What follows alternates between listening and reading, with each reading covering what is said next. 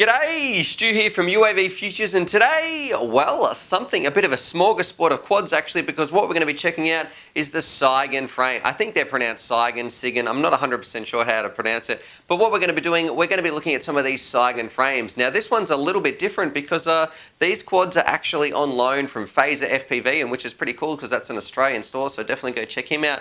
But he sent these down to trial out, and the reason why I'm pretty excited about them is, well, this is an analog version that we're all pretty familiar with, but I'm also going to be testing it out. They actually come with like a HD version. So this one is one of the best looking, I guess, Connex ProSight adapted quads that I've seen. Because in the past, you know, you usually have they can look pretty messy with big antennas, but it looks like they've done some really cool stuff here. So I can't wait to be checking that out.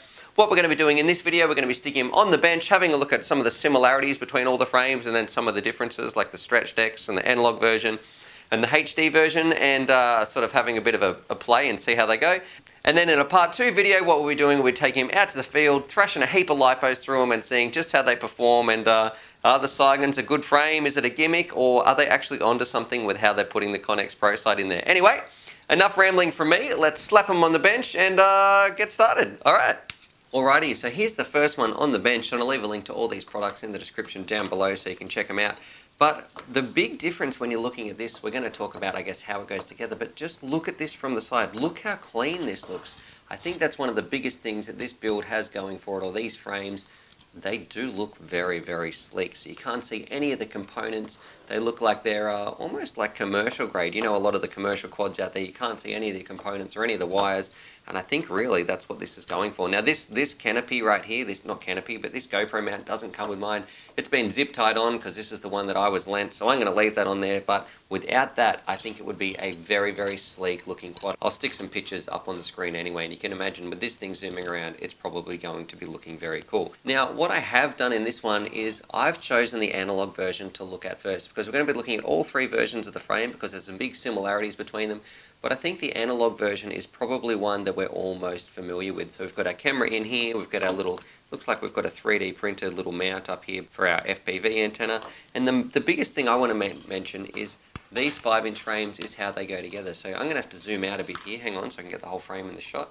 So zooming out, you can see just how thick those arms are. So they actually hold our components. They're made for 5-inch quads. Look, there's some other versions as well, but the 3 that I've got are rocking 5-inch.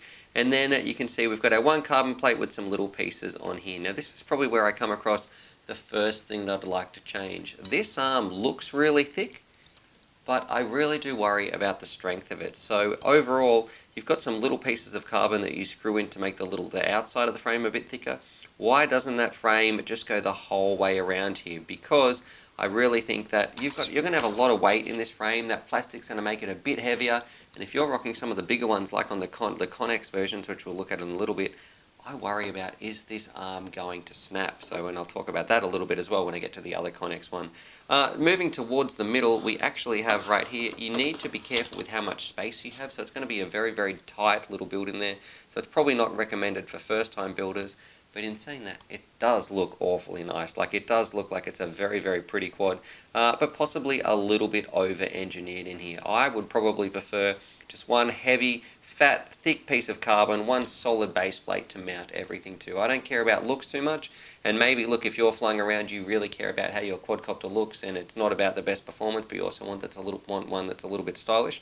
This type of quad might be for you, but for me, I'm all about performance, and performance over looks anyway. So I really wish that this frame was a little bit thicker, because let's measure it. Alright, so just measuring it here, I'll take this little part. Yeah, so we're getting about some 2mm thick carbon on the arms there. It's a little bit actually hard to measure, because the parts on the outside, they're 3.5mm thick, but that's because they've got that little extra bumper underneath. So overall, the normal carbon plate is about 2mm thick. So I think some people might be snapping these. Now, one feature that I really, really like about this, and this is one of the best features besides it looks, is even with all the versions, is just how easy it is to take off your canopy. So I'm going to jump over and we're going to look at one of the other versions, on the Connex version and the HD version, and I'm going to show you something really, really cool about the top little pod, the top canopy. So let's cut to that in 3, 2, 1. Alrighty, so now I've got this one on the bench. This one's made for a Connex HD, and I'm going to show you that canopy in a lot of detail right here.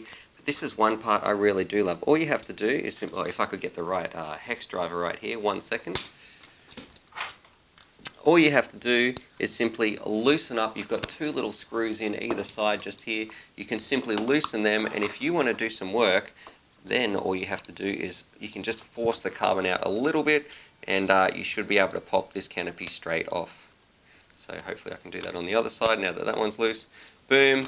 Ready to rock and roll. So if you wanted to design this in such a way where you might have your quad here and you want to swap quickly between an analog version and maybe a HD version, if that was sort of your style or something you wanted to do, you could have two different pods and you could simply stick another one on the top or a spare pod, just have a little plug and play thing, and you could just totally replace the top of your quad. So I think that's a pretty cool feature that you've got going for these Sigan frames. I think that's really, really cool. You can see all the components are jammed inside in here, so you don't have too much room. You do need to be careful about your antennas, and not antennas, you do need to be careful about what components you're putting in here because you don't have too much room, and making sure you're putting in a small receiver.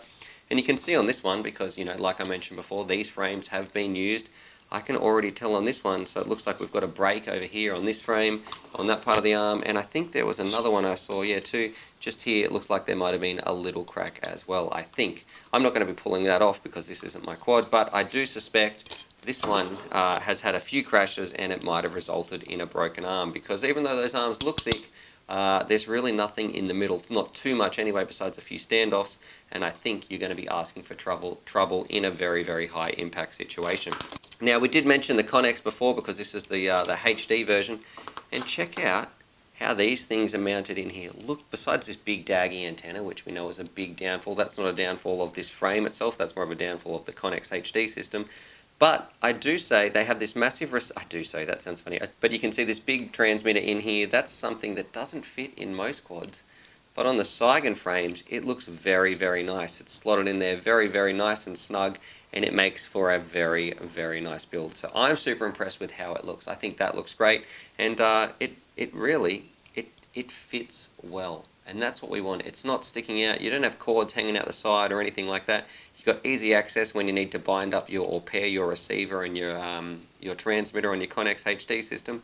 So I think that's a fantastic feature. I do think that when a heavy crash, how is this thing going to hold up? But overall, I like the pod system. I like how it mounts. Gee, I better make sure I get this around the right way. I like how it mounts. I like how it all goes together, and I think they're doing a great job there. It's mainly just the arms that sort of bug me. Let's put this back on, and then I'm going to jump over, and we'll have a look at the Stretch X version, and I think that one that's made up to look very, very pretty. Okie dokie, so here's the Stretch X version, and I think you can buy this one ready to fly or something like that on the link below. I think on Phase's website, it did look like you could buy a ready-to-made quad, and I've got to say, this is one of the prettiest quads that I've seen. It's almost as good looking to me as the Chameleon, which has been an amazing looking little quad from Armaton. But let's make sure I put the props on right. So there's definitely a color theme going on here. Gee, getting it wrong all over the place.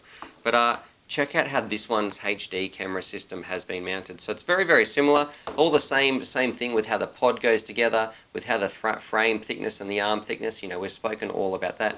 But this one's HD system, look at that. Look how nice that looks in there. It's very, very well suited. I think that's a very clever design to fit in here. So I really like that Connex HD. I think that one is the best looking of the lot. And he's also done like a little 3D mod here at the back for the antennas. So we'll have to see how that affects the reception.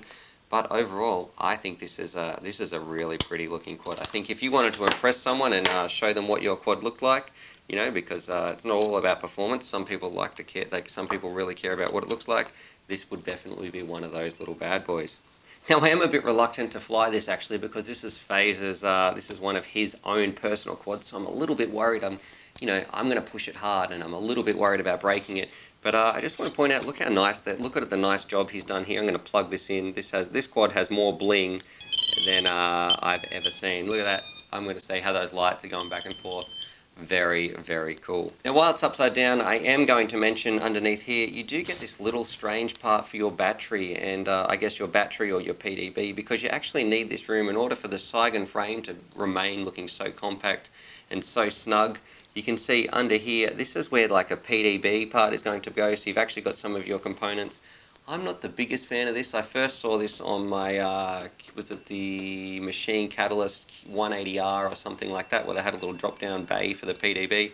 To be honest, I'm not the biggest fan of that, because if your battery's on here, it really doesn't have much point of contact with your frame, and it might be sliding around a little bit. So for me, Why can't these guys just make one solid frame base plate? I think that would be a lot nicer.